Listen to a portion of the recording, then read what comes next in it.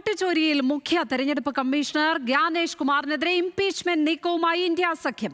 ബീഹാർ അടക്കമുള്ള സംസ്ഥാനങ്ങളിലെ തെരഞ്ഞെടുപ്പുകൾക്ക് തൊട്ടുമുമ്പ് വോട്ട് ചോരി വോട്ടർമാർക്കിടയിൽ പരമാവധി ചർച്ചയാക്കാനുള്ള ശ്രമത്തിലാണ് കോൺഗ്രസും മറ്റു പ്രതിപക്ഷ കക്ഷികളും ഉള്ളത്. തൃശൂർ വോട്ടർ പട്ടികയിലെ ക്രമക്കേട് സംബന്ധിച്ച പരാതിയിൽ അല്പസമയത്തിനകം ടി.എൻ. പ്രതാപൻ പോലീസിൽ മൊഴി നൽകാൻ എത്തും. തൃശൂരിൽ കള്ളവോട്ട് നടന്നെന്ന് പറയുന്നവർ വാനരന്മാർ എന്നായിരുന്നു കേന്ദ്ര സഹമന്ത്രി സുരേഷ് ഗോപിയുടെ മറുപടി.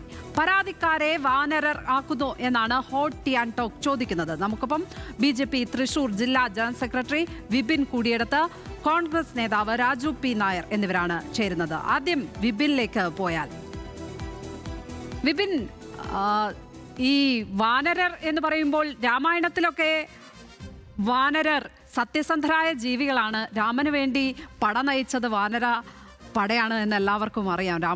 രാമായണം വായിച്ചിട്ടുള്ള എല്ലാവർക്കും അറിയാം. നമുക്ക് അതൊക്കെ വിട്ട് രാഷ്ട്രീയത്തിലേക്ക് വന്നു കഴിഞ്ഞാൽ വളരെ ഗുരുതരമായ ആരോപണങ്ങൾ, പരാതികൾ ആണ് തൃശ്ശൂരിൽ വോട്ടർ പട്ടികയുമായി ബന്ധപ്പെട്ട് ഉയർന്നിട്ടുള്ളത്, അവിടെ രാഷ്ട്രീയ കക്ഷികൾ ഉയർത്തുന്നത്.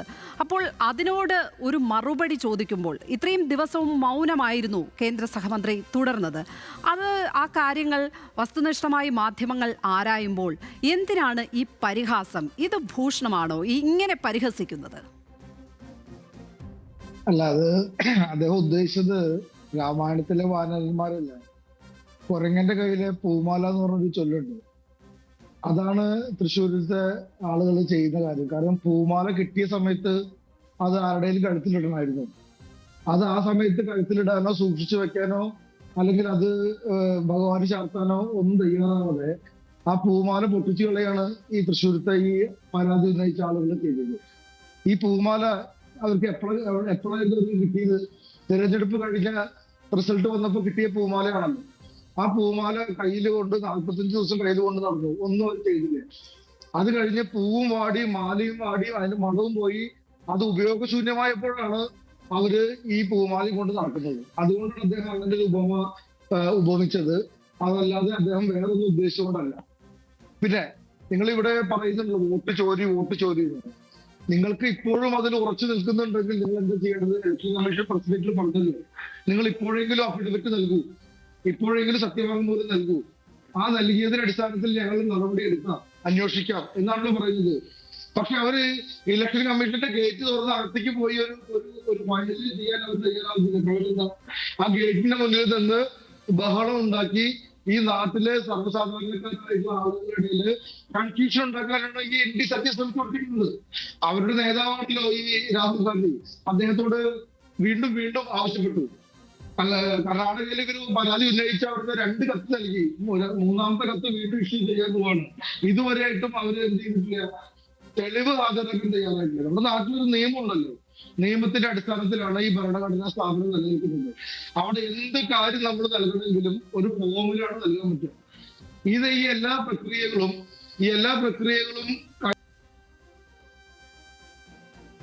എത്താം താങ്കളിലേക്ക്. രാജു പി നായർ ചേരുന്നുണ്ട്, കോൺഗ്രസ് പ്രതിനിധി. ശ്രീ രാജു പി നായർ, എന്തുകൊണ്ട് ഔദ്യോഗികമായി പരാതി നൽകുന്നില്ല? എന്തുകൊണ്ട് തെളിവുകൾ ഹാജരാക്കുന്നില്ല? ഇതാണ് BJP ഉയർത്തുന്ന ചോദ്യം. അതാണ് വിപിൻ ഇവിടെ ആവർത്തിച്ചത്.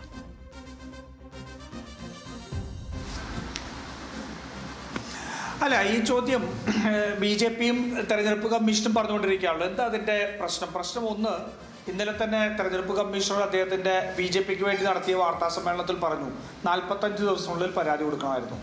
45 ദിവസത്തിനുള്ളിൽ കൊടുക്കാത്ത പരാതി ഇനി തെരഞ്ഞെടുപ്പ് കമ്മീഷന് ആ പരാതി പരിഗണിക്കേണ്ടതില്ല എന്നുള്ളത് കൃത്യമായിട്ട് ഇന്നലെ തന്നെ പറഞ്ഞല്ലോ. പിന്നെ എന്താ പ്രശ്നം? ഉയർത്തിവിട്ടിരിക്കുന്ന ആരോപണം എന്താ? ഉയർത്തിരിക്കുന്ന ആരോപണം ഈ രാജ്യത്ത് മുഴുവൻ വ്യാപകമായി ഏകദേശം 79 ലോക്സഭാ തെരഞ്ഞെടുപ്പ് മണ്ഡലങ്ങളിൽ ഫലം നിർണ്ണയിക്കുന്നതിനപ്പുറം കള്ളവോട്ടുകൾ സ്വാധീനം ചെലുത്തിക്കൊണ്ട് കഴിഞ്ഞ ലോക്സഭാ തെരഞ്ഞെടുപ്പ് അട്ടിമറിക്കപ്പെട്ടു എന്നുള്ളതാണ്. വോട്ട് കൊള്ളയിലൂടെ പ്രധാനമന്ത്രിയായ ഒരാളാണ് നരേന്ദ്രമോദി. ജനങ്ങളുടെ ഇച്ഛയോടുകൂടി പ്രധാനമന്ത്രിയായ ആളല്ല. മാത്രമല്ല, മഹാരാഷ്ട്ര ഉൾപ്പെടെ ഹരിയാന ഉൾപ്പെടെയുള്ള പല സംസ്ഥാനങ്ങളിലും ഇത്തരത്തിലുള്ള വോട്ട് കൊള്ള നടന്നിട്ടുണ്ട് എന്നുള്ളതാണ് രാഹുൽ ഗാന്ധി ഉയർത്തിയ ആരോപണം. അതിന് ബാംഗ്ലൂർ സെൻട്രൽ എന്ന് പറയുന്നത് ഒരു ടെസ്റ്റഡ് കേസായിരുന്നു.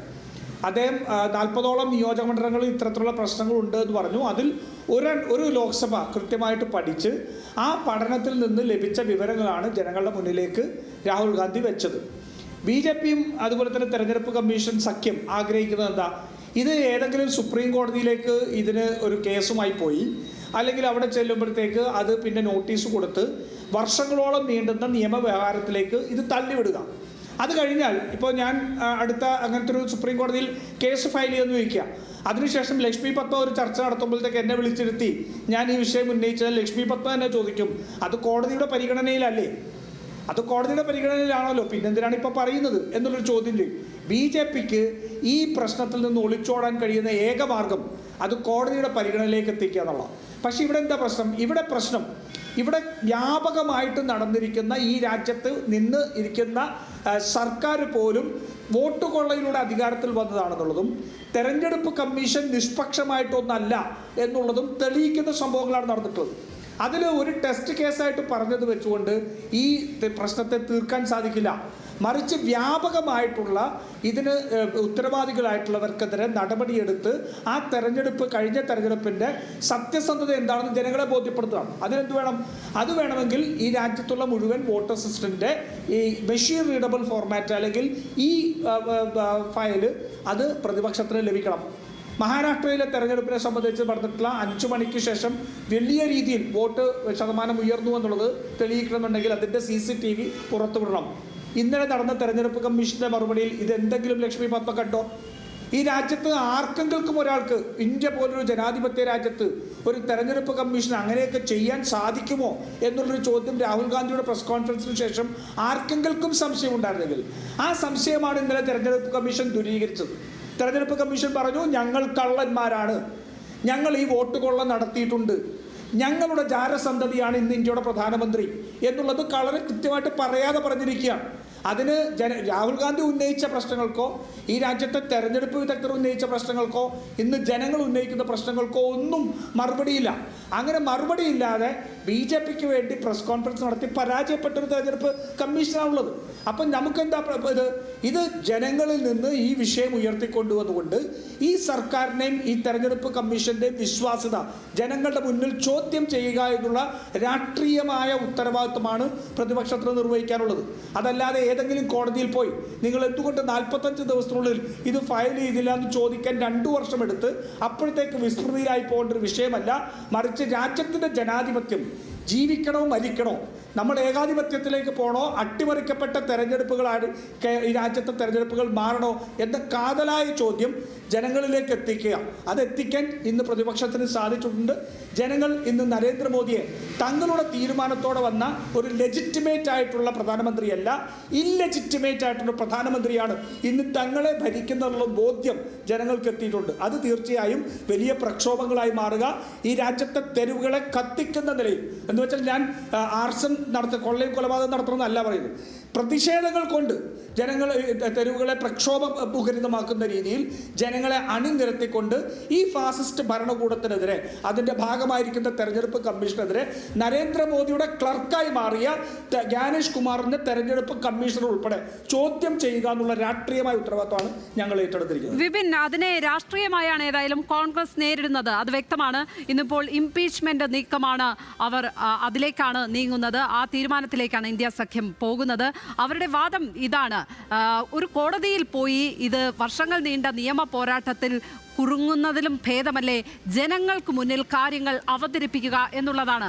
അപ്പോൾ ഇതൊക്കെ എങ്ങനെയാണ് കുരങ്ങന്റെ കയ്യിലെ പൂമാലയാകുന്നത് വിപിൻ? അല്ല, അതിന് ഞാൻ നേരത്തെ എനിക്ക് ലൈൻ കറക്റ്റ് അല്ലാത്തോണ്ട് ചില കാര്യങ്ങൾ പറഞ്ഞോളൂ. അതായത് ഇപ്പൊ രാജു പി നായർ അടക്കമുള്ള കോൺഗ്രസിന്റെ ആളുകൾ കഴിഞ്ഞ കുറച്ച് ദിവസമായി TV ചാനലുകളിൽ വന്ന് രാഹുൽ ഗാന്ധി അടക്കം പറയുന്ന കാര്യങ്ങള്, അവർക്ക് ആത്മാർത്ഥത ഉണ്ടെങ്കിൽ അവര് കോടതിയിൽ പോകണമെന്ന് വീണ്ടും BJP ആവശ്യപ്പെടുകയാണ്. കാരണം എന്താ, ഇവർ ഉന്നയിക്കുന്ന കാര്യങ്ങൾ നിയമപരമായിട്ട് തെറ്റ് സംഭവിച്ചു എന്നുള്ളതാണ്. അതാണല്ലോ ഇവർ ആരോപണം. ഒരു ക്രൈം സംഭവിച്ചിട്ടുണ്ട്. വസ്തുതയിലേക്കാണ് ഞാൻ പോകുന്നത്. കള്ള വോട്ട് അല്ലെങ്കിൽ വോട്ടർ പട്ടികയിൽ ക്രമക്കേടുണ്ട്. ക്രമക്കേടുണ്ടെങ്കിൽ ഈ രാജ്യത്ത് ക്രമക്കേട് സംഭവിച്ചാൽ നമ്മൾ സമീപിക്കുന്ന ആരെയാണ്? നിയമത്തെയാണ്. നിയമമാണ് ക്രമത്തിൽ കേട് സംഭവിച്ചിട്ടുണ്ടോ, അത് ക്രമപരമായിട്ടാണ് നടന്നിട്ടുള്ളത്, തെറ്റുകൾ സംഭവിച്ചിട്ടുണ്ടോ എന്ന് തിരുത്താനുള്ള ശക്തി ഈ രാജ്യത്തെ നിയമത്തിനാണ്. എന്തുകൊണ്ട് അവർ ആ നിയമത്തെ ഭയപ്പെടുന്നു? ഇപ്പൊ രാജു പി നായർ പറഞ്ഞു ഞങ്ങൾ തെരുവിൽ കത്തിച്ച് നേരിടും, തെരുവുകളിൽ തെരുവുകളിൽ കത്തിച്ച് ഞങ്ങൾ നേരിടുമെന്ന് പറഞ്ഞല്ലോ. അദ്ദേഹം തുടർന്നുള്ള ഭാഷണത്തിലെ തിരുത്തി. പക്ഷെ അദ്ദേഹം ഉപയോഗിച്ച വാക്കെന്താ? തെരുവിൽ പടരും, തെരുവിൽ അഗ്നി ജ്വലിക്കും എന്നാണല്ലോ അദ്ദേഹം പറഞ്ഞത്. അതാണോ മാർഗം? അതൊരു പ്രതിഷേധത്തെ പ്രതീകാത്മകമായി പറഞ്ഞതാണ് എന്നാണ് ഞാൻ മനസ്സിലാക്കുന്നത്. അതെ, അത് ഞാനത് അതേ അർത്ഥത്തിലാണ് മനസ്സിലാക്കുന്നത്. തെരുവിൽ ഇറക്കും എന്നുള്ളതാണ് അവർ ഉദ്ദേശിക്കുന്നത്. ഈ രാജ്യത്ത് അസ്ഥിരത ഉണ്ടാക്കും എന്നാണ് കോൺഗ്രസിന്റെ ഉദ്ദേശം.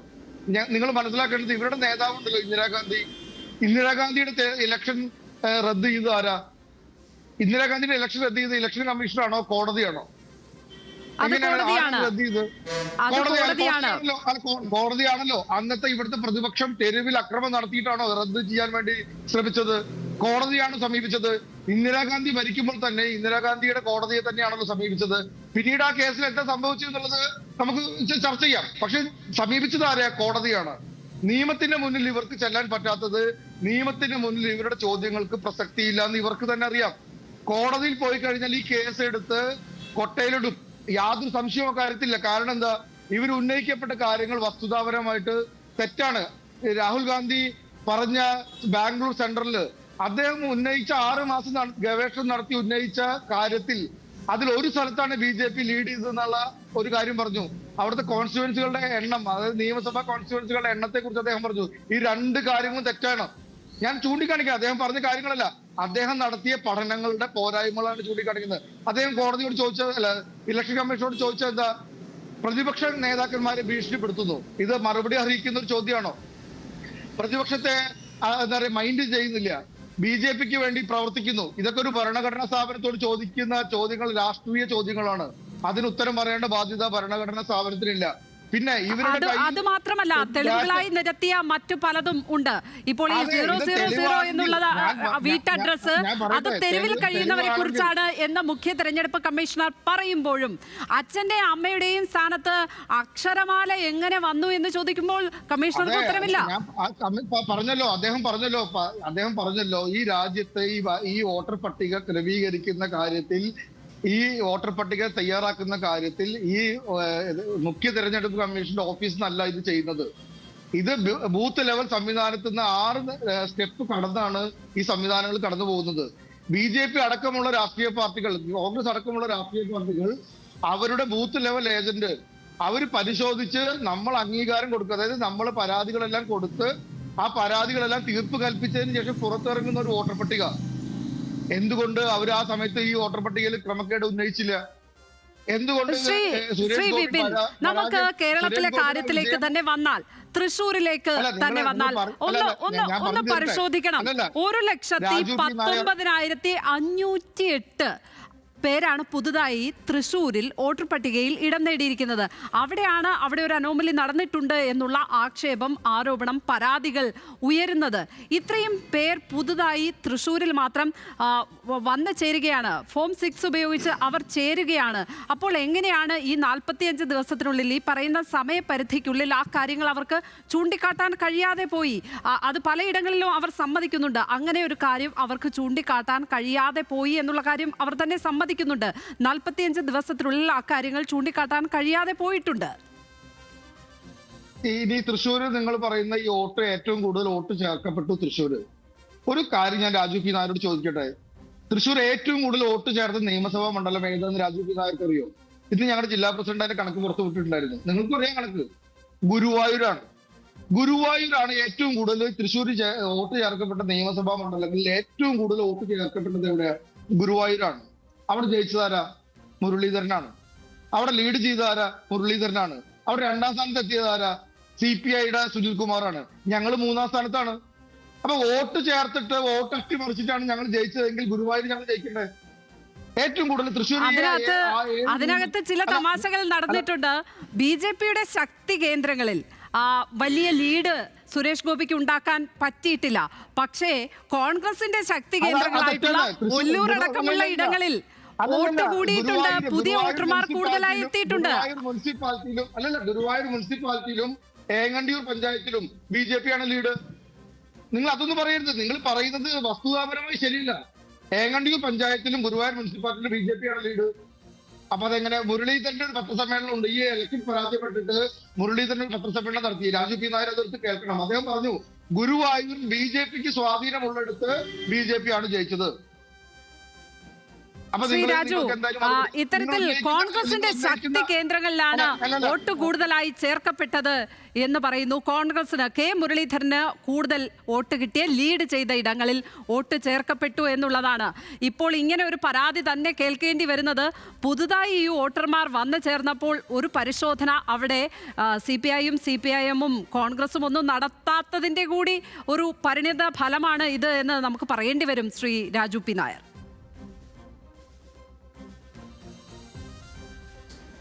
ലക്ഷ്മി പത്മ, എന്തായാലും ഇദ്ദേഹം ഈ സൂചിപ്പിച്ച ചില കണക്കുകൾ എന്തായാലും ഒരു കാര്യം മനസ്സിലാക്കുക. ഗുരുവായൂർ മാത്രമായിട്ടല്ല ലോക്സഭാ തെരഞ്ഞെടുപ്പിന്റെ വോട്ട് എണ്ണത്, തൃശ്ശൂർ പാർലമെന്റ് മുഴുവനാണ്. ഇനി എങ്ങനെയാണ് BJPക്ക് വോട്ട് കൂടുന്നത് എന്ന് കണ്ടാൽ ലക്ഷ്മി പത്മ ഇന്ന് പുതുക്കാട് മുല്ലൂരും സംബന്ധിച്ച് കുറെ ബൂത്തുകളുടെ കണക്കെടുത്ത് പറഞ്ഞ വീഡിയോ ഒന്ന് കേട്ടാൽ മതി, അത് മനസ്സിലാവും. പിന്നെ അത് നിൽക്കട്ടെ. രണ്ടാമത്തെ കാര്യം, ഇതിന്റെ ക്രമക്കേടുകളെ സംബന്ധിച്ച് അദ്ദേഹത്തിന് വലിയ സുഭാഷ് ഗോപി എങ്ങനെയാണ് സുഭാഷ് ഗോപി തൃശ്ശൂരിൽ വോട്ടറായത്? എങ്ങനെയാണ് അജയ്? ഞാൻ പറയട്ടെ, അങ്ങ് പറഞ്ഞപ്പോ ഞാൻ മിണ്ടായിരുന്നല്ലോ.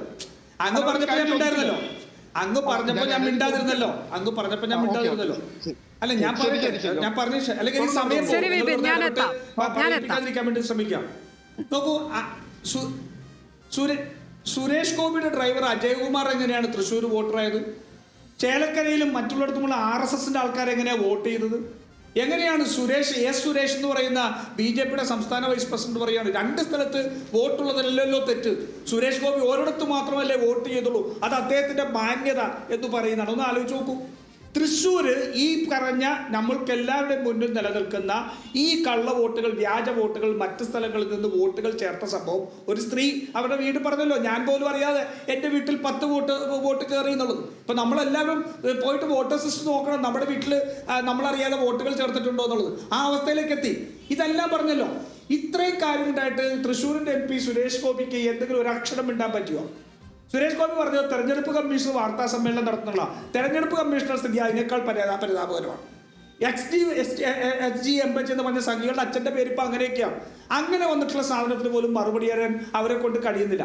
പിന്നെ ലക്ഷ്മി പത്മ ചോദിച്ച ചോദ്യം, സംഘടനാ ഇതുകൊണ്ട് ഇത് പരിഹരിക്കാമായിരുന്നില്ല. ശരിയാണ്, സംഘടനാ ദൗർബല്യത്തെ സംബന്ധിച്ച് നമുക്ക് മറ്റൊരു ചർച്ച നടത്താം. പക്ഷെ ഞാൻ ലക്ഷ്മി പത്മയോട് ചോദിക്കട്ടെ, ലക്ഷ്മി പത്മ ഈ വരുന്ന നിയമസഭാ തെരഞ്ഞെടുപ്പിൽ മത്സരിക്കാൻ തീരുമാനിക്കുന്നു. ലക്ഷ്മി പത്മ മത്സരിക്കാൻ തീരുമാനിച്ച് കെട്ടിവെക്കേണ്ട കാശ് കെട്ടിവെച്ച് നോമിനേഷൻ കൊടുത്ത് തെരഞ്ഞെടുപ്പ് കമ്മീഷൻ അത് അംഗീകരിച്ച് സ്ഥാനാർത്ഥിയാക്കിയാൽ എല്ലാ രാഷ്ട്രീയ പാർട്ടികളുടെയും സ്ഥാനാർത്ഥിക്ക് കൊടുക്കേണ്ട അതേ സുതാര്യതയോടുകൂടി, അതേ അക്കൗണ്ടബിലിറ്റിയോടുകൂടി ലക്ഷ്മി പത്മ എന്ന് പറയുന്ന കാൻഡിഡേറ്റിന് എല്ലാ അവകാശങ്ങളും നടത്തി കൊടുക്കാൻ തെരഞ്ഞെടുപ്പ് കമ്മീഷൻ ഉത്തരവാദിത്വമില്ലേ? ഉണ്ടല്ലോ. തെരഞ്ഞെടുപ്പ് കമ്മീഷൻ പറയാൻ പറ്റുമോ ലക്ഷ്മി പത്മയ്ക്ക് ബൂത്തിൽ ആളില്ലാത്തതുകൊണ്ട് ഞങ്ങളെ സംബന്ധിച്ച് നിങ്ങളുടെ പരാതി കേൾക്കേണ്ട കാര്യമില്ല എന്ന് പറയാൻ പറ്റുമോ? ഇല്ലല്ലോ. അപ്പം തെരഞ്ഞെടുപ്പ് കമ്മീഷനെ സംബന്ധിച്ചിടത്തോളം മറ്റുള്ളവരുടെ തലയിലേക്ക് ഇതിൻ്റെ ഉത്തരവാദിത്തം കെട്ടിവെക്കുകയല്ല. ഇവിടെ BJPയുടെ പ്രതിനിധി ഏതാണ്ട് തെരഞ്ഞെടുപ്പ് കമ്മീഷന്റെ സംവിധാനം അല്ല എന്നൊക്കെ പറയുന്നു. അങ്ങനെ വെച്ച് നോക്കുകയാണെങ്കിൽ ഇന്ത്യയുടെ പ്രധാനമന്ത്രിയുടെ അവസ്ഥ എന്താണെന്ന് അറിയാൻ പാടില്ല. കാരണം SPGയിലും CRPFിലും ഉള്ളവരൊക്കെ ഡെപ്യൂട്ടേഷനിൽ വന്ന സുരക്ഷാ ഉദ്യോഗസ്ഥരാണ്. നാളെ എന്തെങ്കിലും സംഭവിച്ചു കഴിഞ്ഞാൽ അത് ഞങ്ങളുടെ അല്ലല്ലോ, മറ്റുള്ളവർക്ക് ഡെപ്യൂട്ടേഷനിൽ വന്ന സുരക്ഷാ ഉദ്യോഗസ്ഥരല്ലേ. അതുകൊണ്ട് ഞങ്ങൾക്ക് ഇതിനകത്ത് ഉത്തരവാദിത്വമില്ല എന്ന് പറയുന്ന സാഹചര്യത്തിലേക്ക് പോകുമല്ലോ. തെരഞ്ഞെടുപ്പ് കമ്മീഷന്റെ ഉത്തരവാദിത്തമാണ്. ഇങ്ങനെ ഇപ്പോൾ അദ്ദേഹം ആദ്യം ചോദിച്ചത് എങ്ങനെ സുഭാഷ് ഗോപിക്ക് അവിടെ വോട്ട് വന്നു, എങ്ങനെ അദ്ദേഹത്തിന്റെ ഡ്രൈവർ ആയിട്ടുള്ള അജയ്കുമാർ എന്നാണ് പേരുന്നു, അജയ്കുമാറിന് എങ്ങനെ അവിടെ വോട്ട് വന്നു തുടങ്ങിയ ചോദ്യങ്ങളാണ് താങ്കളോട് ചോദിച്ചത്. അവിടുത്തെ പാർട്ടിയുടെ ചുമതല കൂടിയുള്ള തൃശ്ശൂരിൽ നിന്ന് തന്നെയുള്ള നേതാവ് കൂടിയായ താങ്കളോട് വീണ്ടും ചോദിക്കുകയാണ്, സംഘടിതമായ ഒരു ശ്രമം തന്നെയല്ലേ അവിടെ നടന്നിരിക്കുന്നത് തൃശ്ശൂർ എടുക്കാൻ വേണ്ടി? രാജു പി നായർ ഒന്ന് കേൾക്കണം. അദ്ദേഹം പറഞ്ഞ 3 കാര്യങ്ങളാണ്. ഒന്ന് സുരേഷ് ഗോപിയുടെ വോട്ടിനെ സംബന്ധിച്ച്. അദ്ദേഹം ഇവിടെ കഴിഞ്ഞ 5 വർഷമായിട്ട് ഇവിടെ താമസിക്കുകയാണെന്നുള്ളത് തൃശ്ശൂരത്തെ എല്ലാ ആളുകൾക്കും അറിയാം.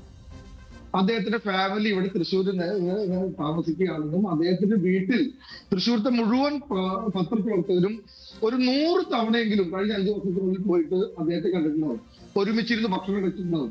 ഒരു തവണ അല്ല, നിരവധി തവണ. അദ്ദേഹത്തിന്റെ ഡ്രൈവർ എത്രയോ വർഷങ്ങളായിട്ട് കൂടെയുള്ള ആളാണ്. അദ്ദേഹം ഇവിടെ താമസിക്കുമ്പോൾ ഡ്രൈവർ തിരുവനന്തപുരത്താണ് താമസിക്കുക. സ്വാഭാവികമായിട്ട് 5 വർഷമായിട്ട് ഡ്രൈവർ ഇവിടെ ഉണ്ട്, അദ്ദേഹത്തിന്റെ ഫാമിലി ഇവിടെ ഉണ്ട്, ഫാമിലി മെമ്പേഴ്സ് ഇവിടെ ഉണ്ട്. ഒല്ലൂരിലുള്ള കോർപ്പറേഷന്റെ ഓഫീസിൽ നിന്ന് റെസിഡൻഷ്യൽ സർട്ടിഫിക്കറ്റ് ഹാജരാക്കിയിട്ടാണ് സുരേഷ് ഗോപി വോട്ട് ചേർന്നത്. ക്ലിയർ ആണല്ലോ. എന്തായാലും തിരുവനന്തപുരത്ത് നിന്നുള്ള സുരേഷ് ഗോപിക്ക് ഇവിടെ വരാൻ വോട്ട് അന്ന് താമസിക്കേണ്ടി വന്നു, 5 വർഷമായിട്ട് താമസിക്കുന്ന വോട്ട് ചേർക്കുന്നത് എല്ലാവർക്കും മനസ്സിലാക്കി തന്നെയാണ്. ഞാൻ വേറൊരു കാര്യം ചോദിക്കണം. ഇവരുടെ നേതാവിനുള്ള വിൻസെന്റ് MLA ആയിരുന്നു. അദ്ദേഹത്തിന്റെ വീട് അളഗപ്പൻ നഗറിലാണ്. അദ്ദേഹം അളഗപ്പൻ നഗറിൽ നിന്ന് അദ്ദേഹത്തിന്റെ വോട്ട് ഒല്ലൂർ മണ്ഡലത്തിലേക്ക് മാറ്റി, പുതുക്കാട് മണ്ഡലത്തിൽ നിന്ന്. ഈ ഒല്ലൂരും പുതുക്കാടും കൂടി തൃശ്ശൂരുള്ള ആളുകൾക്ക് അറിയാം എത്ര ദൂരമുണ്ട്. നോക്കിയാൽ കാണുന്ന ദൂരമുണ്ട്. ഈ ഒല്ലൂര് വോട്ട് ചേർത്ത എന്തിനാ? ഒല്ലൂര് മത്സരിക്കാൻ ആള് വോട്ട് ചേർത്ത എവിടെ? അദ്ദേഹത്തിന്റെ ഓഫീസ് അഡ്രസ്സിലാണ് വോട്ട് ചേർത്തത്. എന്തിനാ വോട്ട് ചേർത്തത്? ഇയാൾക്ക് വോട്ട് ചെയ്യാൻ വേണ്ടി ആളുകൾക്ക് ഒല്ലൂരിലേക്ക് 12 കിലോമീറ്റർ വോട്ട് ചെയ്യാൻ പറ്റും. അപ്പൊ വിൻസെന്റിനെ ഇവിടെ കൊണ്ടുവന്ന് വോട്ട് ചേർക്കാം, വിൻസെന്റിന്റെ ഫാമിലിക്ക് ഇവിടെ കൊണ്ട് വോട്ട് ചേർക്കാം 12 കിലോമീറ്റർ അപ്പുറത്ത് എങ്കിൽ BJPക്ക് നിയമപരമായിട്ട് വോട്ട് ചേർക്കാനുള്ള ഉത്തരവാദിത്വമുണ്ട്. അത് നിയമപരമായി പക്ഷേ ഈ ഫ്ളാറ്റുകൾ കേന്ദ്രീകരിച്ച് ഇത്രയധികം വോട്ടുകൾ എങ്ങനെയാണ് ചേർത്തിരിക്കുന്നത്? ഈ ചേർത്ത എല്ലാവർക്കും തദ്ദേശ ഭരണ തെരഞ്ഞെടുപ്പിന്റെ വോട്ടർ പട്ടികയിൽ അവരുടെ പേരില്ല എന്നുള്ളത് കൂടി ശ്രദ്ധിക്കണം ശ്രീ വിപിൻ. തിരക്കടിക്കരുത്. ഞാൻ പറയാം, നിങ്ങൾ ചോദിക്കുന്ന എല്ലാ ചോദ്യത്തിനും ഉത്തരം പറയാം. രണ്ടാമത്തെ ചോദ്യം, RSS നേതാവ് KR ഷാജി വോട്ട് ചെയ്തു എന്നുള്ള ആരോപണമാണ് രണ്ടാമത്. ഇപ്പൊ ഇദ്ദേഹം പറഞ്ഞത് RSSകാരൻ വോട്ട് ചെയ്തു എന്ന്. ഈ RSS നേതാവ് എന്ന് പറയുന്ന KR ഷാജി വോട്ട് ചെയ്തിട്ടില്ല. ഇപ്പോഴെങ്കിലും തിരുത്തണം. ഡിഫോമേഷൻ കേസ് കൊടുത്തിട്ടുണ്ട് സുനിൽകുമാറിനെതിരെ. തൃശൂർ ലോക്സഭാ മണ്ഡലത്തിൽ RSS നേതാവ് വോട്ട് ചെയ്തിട്ടില്ല. അദ്ദേഹത്തിന് 2 സ്ഥലത്ത് വോട്ടുണ്ടായിരുന്നു. ആ 2 സ്ഥലത്ത് വോട്ടുണ്ടായിരുന്നു. അദ്ദേഹം വോട്ട് ചെയ്തത് ആലത്തൂർ മണ്ഡലത്തിലാണ്. എന്റെ വീടിന്റെ തൊട്ടടുത്ത വീട്ടിലെ ആളാണ് ഈ KR ഷാജി. ഞങ്ങൾ ഒരുമിച്ചാണ് വോട്ട് ചെയ്യാൻ പോയത്. ഇനിയെങ്കിലും രാജു പി നായർ വോട്ട് ചെയ്തു എന്ന് പറയുന്നത് നിങ്ങൾക്ക് ആരോപണം ഉന്നയിക്കുക. 2 സ്ഥലത്ത് വോട്ടുണ്ടായിരുന്നു നിങ്ങൾക്ക് ഉന്നയിക്കുക, അത് സത്യമാണ്. അദ്ദേഹം ഒരു സ്ഥലത്താണ് വോട്ട് ചെയ്തത്. ഇനി നിങ്ങൾ പറഞ്ഞു വോട്ട് ചേർത്ത എന്താ പറയുക, ഒരു ഫ്ലാറ്റിൽ വോട്ട് ചേർത്തെന്ന് പറഞ്ഞു. ഞാൻ ഒരു പേര് പറയാം. ഒരു പേര് ഞാനിവിടെ വായിക്കാം. CPM-ന്റെ നേതാവ്, അദ്ദേഹത്തിന്റെ പേരടക്കം ഞാൻ വായിക്കും. വേണുഗോപാൽ. രാജു പി നായർ ഒന്ന് അന്വേഷിക്കണം. കോൺഗ്രസിനോട് സംവിധാനമുള്ള പലല്ലേ. വേണുഗോപാൽ CPM-ന്റെ പ്രാദേശിക നേതാവ് തൃശ്ശൂർത്തെ. അദ്ദേഹം 2022 അദ്ദേഹത്തിന്റെ വീട് തൃശ്ശൂർ ലോക്സഭാ മണ്ഡലത്തിലുള്ള അയ്യന്തോട് കേരള കോളേജിന്റെ അടുത്ത് അദ്ദേഹത്തിന്റെ വീട് വിൽക്കുന്നു. അദ്ദേഹം 5 കിലോമീറ്റർ അപ്പുറത്തുള്ള അദ്ദേഹത്തിന്റെ സ്ഥലത്ത് പോയി അവിടെ പോയി വീട് വെച്ച് താമസിക്കുന്നു. പുതിയ വീടെടുത്ത് താമസിക്കുന്നു. അവിടെ വോട്ട് ചേർക്കുന്നു. അവിടെ 2 കൊല്ലമായിട്ട് അവിടെ താമസിക്കുന്നു. അദ്ദേഹം സപ്ലിമെന്ററി വോട്ടർ പട്ടിക വന്നപ്പോ അതിൽ അദ്ദേഹത്തിന്റെ പേര് ഏത് മേൽവിലാസത്തില്? 2 വർഷം മുമ്പ് വിറ്റ വീടിന്റെ മേൽവിലാസത്തില്. ഇനി അത് മാത്രമല്ല, ആ വീടിന്റെ ഉടമസ്ഥൻ ബാലസുബ്രഹ്മണ്യൻ, അദ്ദേഹത്തിന്റെ ഭാര്യയും പുതിയതായി വാങ്ങിച്ച വീട്ടിൽ വോട്ട് ചേർത്തു. ഇതല്ലേ കള്ളവോട്ട്? ഞാനൊരു വീട് വിൽക്കുക, 2 വർഷം കഴിഞ്ഞ് വ്യാജ രേഖകൾ കാണിച്ച് പഴയ വിറ്റ വീടിന്റെ മേൽവിലാസത്തിൽ വോട്ട് ചേർത്തതടക്കമുള്ള കാര്യങ്ങൾ മറ്റു പാർട്ടികൾക്കെതിരെ തൃശൂർ വിഷയം ഉയർത്തുമ്പോൾ BJP ഉയർത്തിക്കാട്ടുകയാണ്. അപ്പോൾ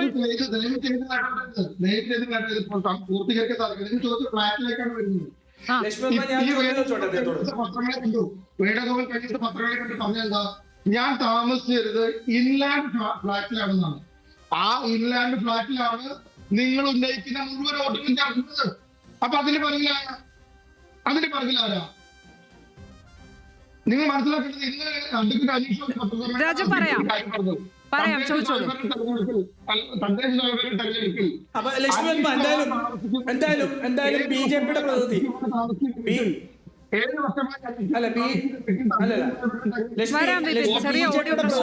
രാഹുൽ ഗാന്ധി ഉന്നയിച്ച ആരോപണത്തെ പിന്തുണയ്ക്കുന്നു എന്നുള്ളതാണ് മനസ്സിലാക്കുന്നത്. ലക്ഷ്മി, രാഹുൽ ഗാന്ധി ഉന്നയിച്ച ആരോപണത്തെ BJPയുടെ പ്രതിനിധി പിന്തുണയ്ക്കുന്നു എന്നുള്ളതാണ് മനസ്സിലാക്കുന്നത്. കാരണം അദ്ദേഹം തൃശ്ശൂരിൽ മറ്റു പല ക്രമക്കേടുകളെ സംബന്ധിച്ച് പറയുന്നുണ്ട്. രാഹുൽ ഗാന്ധി പറഞ്ഞതും ഇന്ത്യയിലെ വോട്ടർ പട്ടികയിൽ ക്രമക്കേടുകൾ കടന്നുകൂടിയിട്ടുണ്ട് എന്നുള്ളതാണ്. എന്റെ ചോദ്യം, BJP പറയട്ടെ അങ്ങ് ഇതേലെ പറയട്ടെ. കഴിഞ്ഞ ദിവസം അനുരാഗ് ഠാക്കൂറും വ്യാപകമായിട്ട് വയനാടും അതുപോലെ തന്നെ റായ്ബറേലിയിൽ ഉൾപ്പെടെ ക്രമക്കേട് നടന്നിട്ടുണ്ടെന്ന് രാഹുൽ ഗാന്ധിയുടെ ആരോപണം ഏറ്റുപിടിച്ചു പറഞ്ഞു. എന്റെ ചോദ്യം BJPയുടെ പ്രതിനിധിയോട്, നിങ്ങൾ ഈ പറയുന്ന സുപ്രീം കോടതി പോകാൻ തയ്യാറാണോ? തൃശ്ശൂർ CPM ചേർത്തിരിക്കുന്ന കള്ളവോട്ടിന് വേണ്ടിയിട്ട് നിങ്ങൾ തൃശ്ശൂർ പോകാൻ സുപ്രീം കോടതി പോകാൻ തയ്യാറാണോ? ഈ വയനാട്ടിലെ പ്രശ്നം അനുരാഗ് താക്കൂർ ഉന്നയിച്ചു. അത് അദ്ദേഹത്തിന് ഒരു പിശക് പറ്റിയതാണ് എന്ന് വേണം മനസ്സിലാക്കാൻ. വോട്ടർമാർ വന്ന് തിരുത്തി പറയുന്ന ഒരു സാഹചര്യം ഉണ്ടായി. ഏതായാലും ഉന്നയിച്ചു കഴിഞ്ഞിരിക്കുന്നു. അപ്പോൾ ഇതൊന്നും അത്ര സുതാര്യമായല്ല നടക്കുന്നത് എന്ന ആരോപണം ബിജെപിക്കും ഇല്ലേ എന്നാണ് അവർ ചോദിക്കുന്നത്. അതായത് ഇപ്പൊ അദ്ദേഹം പറഞ്ഞു ഞങ്ങൾ ഈ രാഹുൽ ഗാന്ധി ഇലക്ഷൻ കമ്മീഷൻ അവർക്ക് നോട്ടീസ് അയക്കുമോ? ഇലക്ഷൻ കമ്മീഷനിൽ അവര് സത്യവാങ്മൂലം ഇലക്ഷൻ കമ്മീഷന് നോട്ടീസ് അയക്കുമോ എന്നാണ് ശ്രീ രാജു പി നായർ ചോദിക്കുന്നത്. എന്റെ രാജു പി നായർ വരാം രാജു പി നായർ, അദ്ദേഹം അതിന് മറുപടി പറയട്ടെ. അതിന് മറുപടി പറയട്ടെ. താങ്കളുടെ ചോദ്യം ഇതാണല്ലോ, ഇലക്ഷൻ കമ്മീഷന് നോട്ടീസ് അയക്കുമോ BJP എന്നുള്ളതല്ലേ? അതിന് അദ്ദേഹം മറുപടി പറയട്ടെ. ഞങ്ങൾ ഉത്തരം പറയട്ടെ. നിങ്ങൾ ഉത്തരം പറയാൻ സമ്മതിക്കൂ? രാഹുൽ ഗാന്ധി ഈ പത്രസമ്മേളനം നടത്തുന്നതിന് തലേ ദിവസം ഞങ്ങളുടെ നേതാവ് അനൂപ് ആന്റണി കേരളത്തിൽ പത്രസമ്മേളനം നടത്തി. അങ്ങ് ശ്രദ്ധിച്ചിരുന്നോ? ചിലപ്പോ സാധ്യതയില്ല. ഞാൻ ശ്രദ്ധിച്ചിരുന്നു. അനൂപ് ആന്റണി ഉന്നയിച്ചെന്താ? തദ്ദേശ സ്വയംഭരണ തെരഞ്ഞെടുപ്പിന്റെ വോട്ടർ പട്ടികയിൽ ക്രമക്കേടുണ്ട്. തെരഞ്ഞെടുപ്പ് ആയിട്ടില്ല കേട്ടോ. അല്ല പറയട്ടെ, ഏത് തെരഞ്ഞെടുപ്പ് ആയിക്കോട്ടെ പറയട്ടെ. തെരഞ്ഞെടുപ്പിൽ ക്രമക്കേടാണല്ലോ, വോട്ടർ പട്ടികയിൽ ക്രമക്കേടാണല്ലോ ഈ പ്രശ്നം. അടിസ്ഥാന പ്രശ്നം എന്താണല്ലോ. തലേ ദിവസം ഞങ്ങൾ വോട്ടർ പട്ടിക എന്നത് ക്രമക്കേട് കടന്നുകൂടാൻ ഇടയുള്ള ഒരു സംഗതിയാണ് എന്നുള്ള കാര്യം BJPക്ക് ബോധ്യപ്പെട്ടിട്ടുണ്ട് അല്ലേ? സംസാരിക്കാൻ അനുവദിക്കണം. നിങ്ങൾ തീരെ പല്ലവി എടുത്തു വരുന്നത്. എന്നെ സംസാരിക്കാൻ അനുവദിക്കണം. നിങ്ങൾ പറഞ്ഞപ്പോ മാന്യമായി വഴങ്ങി തന്നാ പറഞ്ഞത്. ആ മാന്യത നിങ്ങൾ കാണിക്കണം. ഞങ്ങൾ പരാതി ഉന്നയിച്ചു. ഇലക്ഷൻ കമ്മീഷൻ പരാതി. തൃശ്ശൂര് അതാ പറഞ്ഞു വരുന്നത്. തൃശ്ശൂര് ഞങ്ങളുടെ പരാതി ഞങ്ങൾ ഫയൽ ചെയ്തു. ഞങ്ങൾ പോലീസിന് പരാതി കൊടുത്തു. ഞങ്ങൾ ഈ വേണുഗോപാലിനെതിരെ തൃശ്ശൂർ പരാതി കൊടുത്തു. ആ പരാതിയുടെ അടിസ്ഥാനത്തിൽ ഇലക്ഷൻ കമ്മീഷൻ അഭ്യർത്ഥിച്ചു കൊടുക്കും. വയനാടിന്റെ പ്രശ്നത്തിലോ ശ്രീ വിപിൻ, നിങ്ങൾ ഉയർത്തിയ വയനാട്ടിലെ പ്രശ്നത്തിലോ ഞങ്ങൾ കണ്ടെത്തിയ ക്രമക്കേടുകൾക്ക് ഞങ്ങൾ ഇലക്ഷൻ കമ്മീഷൻ പരാതി കൊടുക്കും. അതിന്റെ മുന്നോടിയായി പോലീസിന് പരാതി കൊടുത്തു. അതിന്റെ തുടർച്ചയെന്ന രീതിയിൽ ഞങ്ങൾ പരാതിയായിട്ട് മുന്നോട്ട് പോകും. നിങ്ങൾ ചെയ്യാൻ മടിക്കുന്നത് പരാതി കൊടുക്കുക എന്ന കർത്തവ്യമാണ്. ഞങ്ങൾക്ക് നിങ്ങളോട് ആവശ്യപ്പെടാനുള്ളത്, നിങ്ങൾ ഉന്നയിക്കുന്ന ആരോപണങ്ങളിൽ വസ്തുനിഷ്ഠാപരമായി ശരിയുണ്ടെങ്കിൽ, രാഹുൽ ഗാന്ധിയുടെ ആരോപണങ്ങൾക്ക് വസ്തുനിഷ്ഠാപരമായി ശരിയുണ്ടെങ്കിൽ, നിങ്ങളുടെ കയ്യിൽ തെളിവുണ്ടെങ്കിൽ നിങ്ങൾ തെളിവ് ഇലക്ഷൻ കമ്മീഷൻ ഹാജരാക്കണം. ഞങ്ങൾ അതുതന്നെയാണ് ആവശ്യപ്പെടുന്നത്. ഞങ്ങൾ ദീർഘകാലമായി ആവശ്യപ്പെടുകയാണ്. ഇവിടുത്തെ വോട്ടർ പട്ടികയിൽ ക്രമക്കേടുണ്ട്. ഞങ്ങൾ ബീഹാറിൽ പറഞ്ഞു, ഞങ്ങൾ പരാതി കൊടുത്തു. ഇവിടെ വോട്ടർ പട്ടികയിൽ ക്രമക്കേടുണ്ടെങ്കിൽ ഞങ്ങൾ നിയമപരമായ പദ്ധതികളിലൂടെ ഞങ്ങൾ അതിനെ നേരിടുന്നുണ്ട്. ഞങ്ങൾ പിറകോട്ട് പോകില്ല. ഞങ്ങൾ മുന്നോട്ട് തന്നെയാണ്. ഞങ്ങൾ ബീഹാറിൽ ഞങ്ങളാണല്ലോ പരാതി ഉന്നയിച്ചത്. ശ്രീ രാജു പി നായർ, ഇവിടെ TN പ്രതാപൻ ഏതായാലും പരാതി കൊടുത്തിട്ടുണ്ട്. ആ നിലയ്ക്ക് ഉള്ള ഒരു നമ്മുടെ സംവിധാനങ്ങളെ വിശ്വസിച്ചുകൊണ്ട് പരാതിയിലേക്ക് കാര്യങ്ങൾ നീങ്ങാത്തത് എന്തുകൊണ്ടാണ് എന്നതാണ് BJP പൊതുവെ ഉയർത്തുന്ന ചോദ്യം കൂടിയാണ്. അത് ഇദ്ദേഹം ആവർത്തിക്കുന്നത്. ഇംപീച്ച്മെന്റ് നീക്കവുമായി മുന്നോട്ട് പോകും എന്നാണ് പറയുന്നത്. ഇംപീച്ച്മെന്റ് നമുക്കറിയാം, അത് വിജയിക്കുവാനുള്ള, അത് ഫലപ്രദമാകുവാനുള്ള സാധ്യത വളരെ വളരെ കുറവാണ്. അപ്പോഴും കോൺഗ്രസ് ഇത് ജനങ്ങൾക്കിടയിൽ ചർച്ചയാക്കുക എന്നത് മാത്രമാണോ ഉദ്ദേശിക്കുന്നത്? എന്തുകൊണ്ടാണ് ഇങ്ങനെ നിയമ സംവിധാനങ്ങളെ അവിശ്വസിച്ചുകൊണ്ട് മുന്നോട്ട് പോകുന്നത്?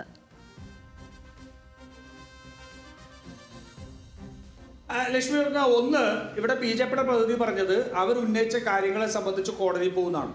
BJPയുടെ കേന്ദ്ര നേതൃത്വം അനുരാഗ് താക്കൂർ ഉന്നയിച്ച കാര്യങ്ങളെ സംബന്ധിച്ച് എന്ന് കോടതി പോകുമെന്ന് പറഞ്ഞാൽ ഒന്ന് മതി. തെരഞ്ഞെടുപ്പ് കമ്മീഷൻ അഫിഡവിറ്റ് അനുരാഗ് താക്കൂർ കൊടുക്കുമോ? സുപ്രീം കോടതി പോകുമോ? ഒന്ന് പറയാമോ?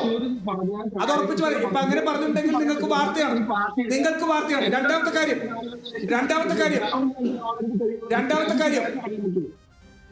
കാര്യം രാഹുൽ ഗാന്ധി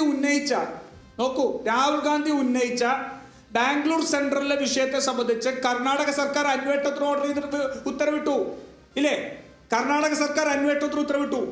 തൃശ്ശൂർ പുറത്തു വന്ന വിവരങ്ങൾ സംബന്ധിച്ച് TN പ്രതാപൻ ഉൾപ്പെടെ അവിടെ പരാതി കൊടുത്തിട്ടുണ്ട്. ഞങ്ങൾ എന്താ പറയുന്നത്? ഇന്ത്യയുടെ പ്രതിപക്ഷ നേതാവ് എന്ന് പറയുന്ന രീതിയിൽ രാഹുൽ ഗാന്ധി ഉന്നയിക്കുന്നത് ഏതെങ്കിലും ഒരു മണ്ഡലം കേന്ദ്രീകരിച്ചുള്ള ആരോപണമല്ല. ഇന്ത്യയുടെ തെരഞ്ഞെടുപ്പ് സംവിധാനം മുഴുവൻ അട്ടിമറിച്ച് ജനങ്ങളുടെ തീരുമാനത്തിന് വിരുദ്ധമായി BJP തെരഞ്ഞെടുപ്പിൽ വോട്ട് കൊള്ള നടത്തി പ്രധാനമന്ത്രി ആയാളാണ് നരേന്ദ്രമോദി. ഞങ്ങൾ ഒരു കാര്യം കൂടി പറഞ്ഞല്ലോ, വാരാണസിയുടെ ഇലക്ടറൽ വോട്ടർ ലിസ്റ്റ് പുറത്തുവിട്ടാൽ നരേന്ദ്രമോദി വാരാണസിയിൽ പരാജയപ്പെട്ടിരുന്നു എന്നുള്ളത് ഞങ്ങൾ തെളിയിക്കാം. അല്പമെങ്കിലും ആത്മാഭിമാനം ഈ നരേന്ദ്രമോദിക്ക് ബാക്കിയുണ്ടെങ്കിൽ അദ്ദേഹം ആവശ്യപ്പെടണ്ടേ, വിട് ആ വോട്ടേഴ്സ് ലിസ്റ്റ് പുറത്തുനിന്ന്. ഈ രാജ്യത്തിന്റെ തെരഞ്ഞെടുപ്പ് സംവിധാനത്തിന്റെ നിഷ്പക്ഷത തെളിയിക്കാൻ ചെയ്യണ്ടേ? താൻ ഒരു ജാര പ്രധാനമന്ത്രിയല്ല എന്ന് തെളിയിക്കാനെങ്കിലും കൊടുത്തുവിട് ആ വോട്ടേഴ്സ് ലിസ്റ്റ് എന്ന് പറയണ്ടേ? എന്നിട്ട് രാഹുൽ ഗാന്ധിക്ക് കൊടുക്കില്ല, മറിച്ച് ആർക്കാ കിട്ടുന്നത്? 4 ദിവസത്തിനുള്ളിൽ അനുരാഗ് താക്കൂറിന് കൊടുക്കുന്നു. അനുരാഗ് താക്കൂർ അത് പഠിച്ച് പറഞ്ഞത് മുഴുവൻ അബദ്ധമാണ്, മുഴുവൻ അബദ്ധം. തെരഞ്ഞെടുപ്പ് കമ്മീഷന്റെ വിശ്വാസ്യത മേൽ അനുരാഗ് താക്കൂറാണ് ഏറ്റവും വലിയ കളങ്കം ഏൽപ്പിച്ചത്. രാഹുൽ ഗാന്ധി പറഞ്ഞ ഒരു കാരണവും നിഷേധിക്കാൻ തെരഞ്ഞെടുപ്പ് കമ്മീഷന് പറ്റിയിട്ടില്ല. പക്ഷെ അനുരാഗ് താക്കൂർ പറഞ്ഞ ചൗണ്ടേരി എന്ന് പറയുന്നതും മൈമൂന എന്ന് പറയുന്നതും എല്ലാം കള്ളമാണെന്ന് തെളിഞ്ഞു. പക്ഷെ അനുരാഗ് താക്കൂറിന് നോട്ടീസ് പോലുമില്ല. രാഹുൽ ഗാന്ധിക്ക് അവിടെയാണ് ആ പന്തിയിൽ പക്ഷം, തെരഞ്ഞെടുപ്പ് കമ്മീഷന്റെ പന്തിയിൽ പക്ഷം അവിടെയാണ്. അനുരാഗ് ഠാക്കൂറും സെയിം ആരോപണമാണ് ഉയർത്തിയത്. എന്തുകൊണ്ട് നടപടിയെടുക്കുന്നില്ല? എന്തുകൊണ്ട് അദ്ദേഹത്തിനെതിരെ തെരഞ്ഞെടുപ്പ് കമ്മീഷൻ ഒന്നും മിണ്ടുന്നില്ല? ഇന്ത്യയിലെ ഒരേ ഒരു പ്രധാനമന്ത്രിനെയാണ് കള്ളത്തരം കാണിച്ചിട്ട് ഇന്ത്യയുടെ സുപ്രീം കോടതി പ്രധാനമന്ത്രി സ്ഥാനത്ത് എടുത്തു മാറ്റിയത്. അതായത് പ്രധാനമന്ത്രിയാക്കാൻ സമ്മതിക്കാഞ്ഞത്, അദ്ദേഹം തെരഞ്ഞെടുപ്പ് ക്യാൻസൽ ചെയ്ത് കള്ളത്തരം കാണിച്ചിട്ട്. മനസ്സിലായില്ല? ഇന്ദിരാഗാന്ധി ഇലക്ഷനാണ് റദ്ദ് ചെയ്തത്. ഇന്ദിരാഗാന്ധിയുടെ ഇലക്ഷൻ റദ്ദ് ചെയ്തത്. ആ പാരമ്പര്യം ഇന്ദിരാഗാന്ധിയുടെ ഇലക്ഷനാണ് കള്ളത്തരം കാണിച്ചിട്ട്, ഇന്ത്യയുടെ പ്രധാനമന്ത്രിയായിരുന്ന ഇന്ദിരാഗാന്ധിയുടെ ഇലക്ഷനാണ് കള്ളത്തരം കാണിച്ചിട്ട് ഇന്ത്യയില് ജനങ്ങളെ പറ്റിച്ച അധികാരത്തിൽ തുടർന്ന ഒരാള് സുപ്രീം കോടതി എടുത്തു കളഞ്ഞത്, നിങ്ങളുടെ അലഹാബാദ് ഹൈക്കോടതി വിധി വന്നത്. മനസ്സിലായില്ലേ? ആ പാരമ്പര്യം പിന്തുടരുന്നത് നമ്മൾ കണ്ടതാണല്ലോ. സാരി മുഖത്ത് കൂടെ ഇട്ടിട്ടുള്ള പണം, സാരി മുഖത്ത് കൂടെ കണ്ടതാണല്ലോ. നമ്മളെല്ലാവരും കണ്ടതാണല്ലോ. അപ്പൊ അതുകൊണ്ട് ആ പാരമ്പര്യം രാഹുൽ ഗാന്ധി നരേന്ദ്രമോദി അധികാരത്തിൽ ഈ രാജ്യത്തെ സർവ്വസാധാരണക്കാരന്റെ ഒന്നാമത്തെ കാര്യം മനസ്സിലാക്കുക, സുപ്രീം കോടതി അല്ല ഇന്ദിരാഗാന്ധിയുടെ തെരഞ്ഞെടുപ്പ് റദ്ദാക്കിയത്. ഒരു സെക്കൻഡ് അങ്ങ് കേൾക്കൂ. അങ്ങയുടെ പ്രസ്താവന എന്റെ സമയമില്ലേ, ഞാൻ സംസാരിക്കട്ടെ. നിങ്ങൾ ലക്ഷ്മി ഞാൻ പറയാം. സുപ്രീം കോടതിയല്ല, നിങ്ങൾക്ക് പറയാം എന്നുണ്ടെങ്കിൽ ഉണ്ടായിരിക്കണം. ഞാൻ ലക്ഷ്മി അനുവദിച്ചു കൊടുത്താൽ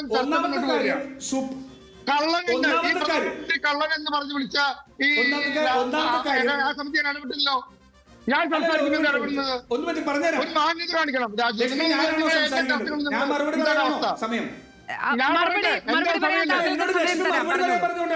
എന്റെ സമയമില്ല. ഇല്ല ലക്ഷ്മി പറഞ്ഞില്ല, ഞാൻ സംസാരിച്ചോണ്ടിരിക്കുകയാണ്. ഇവിടെ ഇന്ദിരാഗാന്ധിയാണ് റദ്ദ് ചെയ്തത്.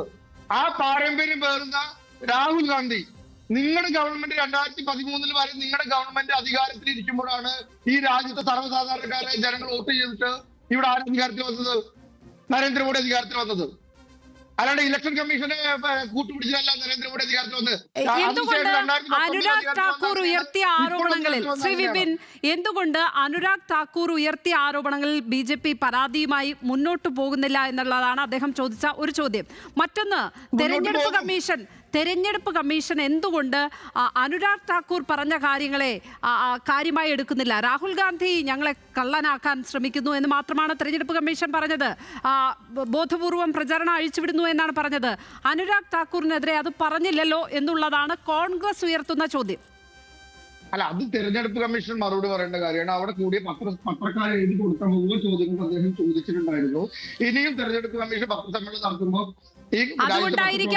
അതുകൊണ്ടാണ് പന്തിയിൽ പക്ഷം തെരഞ്ഞെടുപ്പ് കമ്മീഷൻ കാണിക്കുന്നു എന്ന ആരോപണം അവർ നേരിടേണ്ടി വരുന്നത്, തെരഞ്ഞെടുപ്പ് കമ്മീഷൻ നേരിടേണ്ടി വരുന്നത്. ശ്രീ വിപിൻ പറഞ്ഞല്ലോ, ഈ തെരഞ്ഞെടുപ്പ് കമ്മീഷനിലെ പരാതി ഞങ്ങൾ ഉന്നയിച്ചാണല്ലോ. ഇവര് ഞങ്ങൾ തെരഞ്ഞെടുപ്പ് കമ്മീഷന്റെ വക്താവ് ചമയ്ക്കേണ്ട സമയത്ത് ആവശ്യം. ക്രമക്കേടുണ്ടെങ്കിൽ, നിങ്ങൾക്ക് പരാതി ഉണ്ടെങ്കിൽ നിങ്ങൾ പരാതി ഉന്നയിക്കൂ, പരിഹാരം തേടൂ, ഈ രാജ്യത്തെ നിയമത്തെ അംഗീകരിക്കൂ, ഈ രാജ്യത്തെ കോടതികളെ സമീപിക്കൂ. ഇതൊന്നും സമീപിക്കാതെ ഈ രാജ്യത്തെ കോടതികളെയോ നിയമ സംവിധാനങ്ങളെയോ ഒന്നും സമീപിക്കാതെ നിങ്ങൾ നടത്തിക്കൊണ്ടിരിക്കുന്ന ഈ കാര്യം ഉണ്ടല്ലോ, അത് അധികാരം നഷ്ടപ്പെട്ടവന്റെ വിഭ്രാന്തിയാണ്. കോൺഗ്രസിന്റെ അധികാരം താങ്കൾക്ക് മറുപടി പറഞ്ഞ് നമുക്ക് ചർച്ച അവസാനിപ്പിക്കാം. ശരി. ഒന്നാമത്തെ കാര്യം, BJPയുടെ പ്രതിനിധിക്ക് രാജ്യത്തിന്റെ ചരിത്രം അറിയാൻ വഴിയില്ല, പക്ഷെ സ്വന്തം പ്രസ്ഥാനത്തിന്റെ ചരിത്രമെങ്കിലും പഠിക്കണം. ഒന്ന്, രാജ്യത്തിന്റെ ചരിത്രത്തിൽ ഇന്ദിരാഗാന്ധിയുടെ തെരഞ്ഞെടുപ്പ് റദ്ദാക്കിയത് സുപ്രീം കോടതിയല്ല, അലഹബാദ് ഹൈക്കോടതിയാണ്. ആ അലഹബാദ് ഹൈക്കോടതി വിധി റദ്ദാക്കി കഴിഞ്ഞതിന് ശേഷം ഈ നമ്മുടെ എമർജൻസി സമയത്ത് അദ്ദേഹത്തിന്റെ പ്രസ്ഥാനം RSSന്റെ അന്നത്തെ സർസംഘചാലക് ഇന്ദിരാഗാന്ധിക്ക് കത്തെഴുതുന്നുണ്ട്. ഒന്നാമത്തെ കത്തെഴുതി, ഞങ്ങൾ എമർജൻസി അംഗീകരിക്കുന്നു, നിങ്ങൾ പറയുന്ന എല്ലാ കാര്യവും ഞങ്ങൾ ചെയ്യാൻ തയ്യാറാണെന്ന് പറഞ്ഞ ആദ്യത്തെ കത്തെഴുതി. രണ്ടാമത്തെ കത്തെഴുതുന്നത് നവംബർ 10, 1975 ആ നവംബർ 10, 1975 RSSന്റെ സർസംഘചാലക് ദേവരസ് എഴുതിയ കത്തിൽ അദ്ദേഹം പറയുന്നു, സുപ്രീം കോടതി അലഹാബാദ് ഹൈക്കോടതിയുടെ വിധി റദ്ദാക്കിയതിനെ പുകഴ്ത്തിക്കൊണ്ട് ഇന്ദിരാഗാന്ധിക്ക് അതിന് അഭിനന്ദനങ്ങൾ നേർന്നുകൊണ്ട് കത്തെഴുതിയിട്ടുണ്ട്. അറിയോ നിങ്ങൾ എന്തിന്റെ അടിസ്ഥാനത്തിലാണ് അലഹാബാദ് ഹൈക്കോടതി വിധിയുടെ പേരിൽ അലഹാബാദ് ഹൈക്കോടതിയുടെ വിധി ഉണ്ടായത്?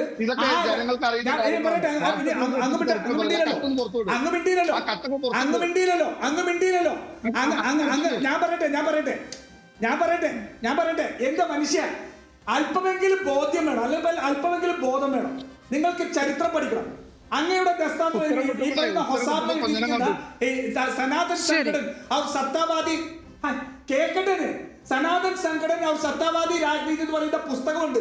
ആ പുസ്തകത്തിന്റെ ശരി രാജു പി നായർ, ചർച്ച അവസാനിപ്പിക്കാൻ സമയമായി.